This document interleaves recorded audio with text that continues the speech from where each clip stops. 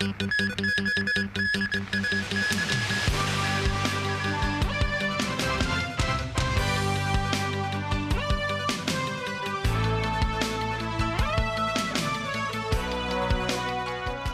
evening and thank you for joining us. Chief Executive John Lee today inspected the eastern section of the Harbourfront Boardwalk in North Point. Lee said he hopes residents can enjoy the city's scenery and spend more time on exercise. The section will be open to the public on the 26th. Mimosa Ngai reports. On Saturday morning, Chief Executive John Lee visited North Point where he jogged on the eastern section of the Harbourfront Boardwalk. Lee spoke to residents as he arrived at the East Coast Park in Fortress Hill. This woman, who lives in North Point, said it is her first time coming to the park. Lee said Hong Kong's scenery is spectacular and people should spend time appreciating what they have. The CE asked a primary 3 student about her studies. What is your favorite subject? He asked. English, she said. Before leaving, Lee encouraged the girl to do more outdoor activities and study harder. Your holiday today? Yes, sir. Okay. Apart from chatting, the CE also tried out a sticky rice pudding made by some domestic helpers. Well, I see you have good food there. Must be tasty. Oh, you want to try, sir? Is it okay? Yeah. A small piece. Small piece. Because you have a long day. I'm really good to see you having a good gathering and enjoyment time. Not too sweet. Good. The total length of the boardwalk built under the island Eastern Corridor is about 2.2 kilometers. The eastern section, which is about 1.1 kilometers long, will be open to the public on the 26th of this month, providing another spot for residents to conduct activities such as cycling and jogging. Authorities expect the entire project to be completed by the second half of this year. Memos 9, TVB News. Kai Tak's main stadium is holding a charity concert this evening, marking its first test for non-sporting events. Many concert-goers arrived early, and some residents said they hope the stage effects of the new stadium can match the level of the Hong Kong Coliseum. And it tells us more. The venue, which can accommodate up to 50,000 people, welcomed its first concert test, arranging for 18,000 spectators to participate. The concert started at 6 p.m., but many entered an hour early to get a feel of the new venue first. This lady said she hopes the stage effects of the stadium can be like those of the Hong Kong Coliseum, which she said is the best. To better test the sound effects, the roof of the stadium was kept closed. The stage was set up in the center of the lawn. The lawn area was opened for the first time for spectators to watch the concert, with most of the ground covered with protective plastic boards. Beer is available for purchase. Tickets were distributed by organizers and sponsors, and fan clubs also handed out tickets to registered fans. Around 20 security checkpoints were set up outside the venue. This time, tickets were distributed to nearly 200 wheelchair users who liked the arrangements. The lady said the place was spacious and the flat paths allowed easy access for wheelchair users. As usual, water bottles were not allowed in the venue. Bottles could be placed in storage racks outside or disposed in recycling bins. Secretary for Security Chris Tang inspected the arrangements.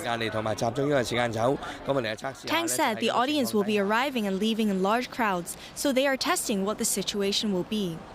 He said everything had been very smooth so far. After the concert ends, MTR and bus services will be enhanced. And TVB News.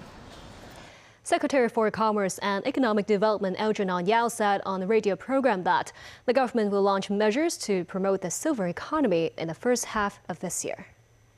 The government set up a silver economy working group last year and discussed measures in 5 areas, including a boost in silver consumption and the development of the silver industry.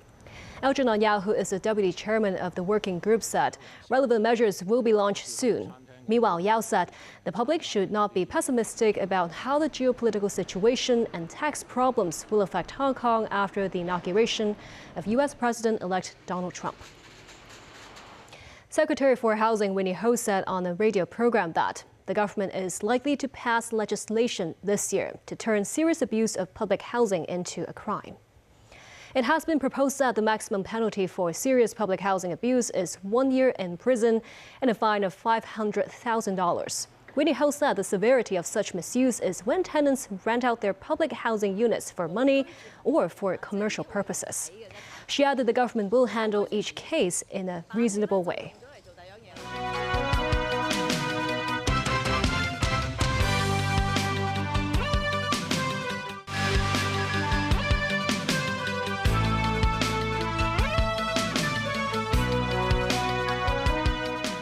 Welcome back. In one of his last appearances as president, Joe Biden announced that the Equal Rights Amendment should be considered a ratified addition to the U.S. Constitution. David Garrett reports. Donald Trump's inauguration is on Monday. Joe Biden said it himself, one of his last acts as president. Emerging onto the stage at the Conference of Mayors, fittingly this was one of the first events Biden attended after beating Trump and taking his own oath of office on January 20th, 2021.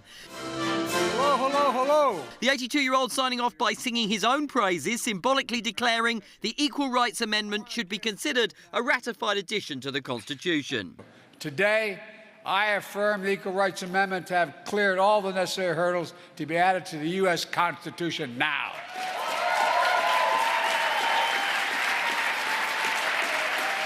The Equal Rights Amendment is the law of the land now. It's the 28th Amendment to the Constitution now. Next, Biden talked up his presidential pardons. Earlier today, I commuted the sentence of nearly 2,500 convicted nonviolent drug offenders. These individuals are serving a disproportionately long and harsh sentence compared to the sentence they would receive had they committed the crime today. And he finished to a familiar refrain. We're the United States of America. Nothing is beyond our capacity when we do it together and act together. God bless you all. Keep working together. We need you, we need you, we need you, we need you. And may God protect our troops. Thank you so very much. Biden closing the book as a chapter in US politics reaches its conclusion. David Garrett, TVB News. President Xi Jinping exchanged messages of congratulations with Vietnamese leaders on the 75th anniversary of the establishment of diplomatic relations between the two countries. She sent messages to To Lam, General Secretary of the Communist Party of the Vietnam Central Committee, and to Vietnam's President Nguyen Xuan. She said China and Vietnam share a future that carries strategic significance. Tourism has long been a key pillar of the Thai economy, but with the Chinese New Year coming up, tourist bookings were hit in the wake of recent human trafficking cases. Danny Zhou has details.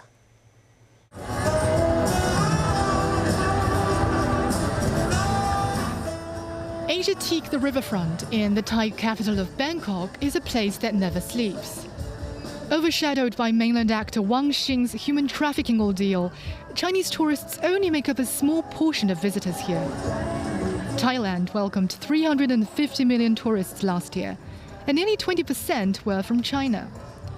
But the country's vital industry took a hit as a number of Chinese visitors fell victim to cross-border human trafficking in Southeast Asia. This Thai travel agency has seen half of the orders from Chinese tour groups cancelled or postponed during the Lunar New Year. We get the cancellation non-stop. Now still receive cancellation or postponed. No new bookings coming up now. If the ChineseTourist.com, we have some trouble. I mean, big trouble. Maybe at the end we need to close it down. Maybe. Many in Thailand's tourism sector think scam operations were all devised by foreigners. They find it unfair that they are the ones to pay the price. Subsequently, a local tourist guide association has urged the Thai government to boost border security. Its chairman also said foreign visitors should find legal tourist guides from legal companies. Almost half of the customers at this massage store in downtown Bangkok are from China. Its manager noted the number of their Chinese guests has yet to bounce back to pre-pandemic levels. The manager said it's time for various sectors in Thailand to think about how to improve the quality of service, such as making charges more transparent. We used to cater to big Chinese tour companies 40 to 50 people in a tour bus coming and getting massaged at the same time. We've become much more boutique experience. We want to give the best possible experience to couples or small groups that travel independently. So I think everyone has to adapt. Danny Zhou, TVB News. Pakistan is set to issue panda bonds this year, a move that signals closer financial ties between China and the South Asian country. Speaking with TVB News, Pakistan's Finance Minister Mohammad Aurangzeb said he hopes his country's new export-led model could help buoy his country's economy. In 2025, China and Pakistan enter into their 75th anniversary of official diplomatic relations, with the two nations poised to see closer financial collaboration. Speaking with TVB News, Pakistan's Finance Minister Mohammad Aurangzeb said the South Asian country will issue the so-called panda bonds as early as June to tap into China's capital markets and diversify from its overdependence on the US dollar. We just want to make sure that we are also present in the second largest and second deepest capital market in the world. The panda bonds are yuan-denominated and issued in China by non-Chinese bodies. In the inaugural issuance, Pakistan aims to raise around $200 million from Chinese investors.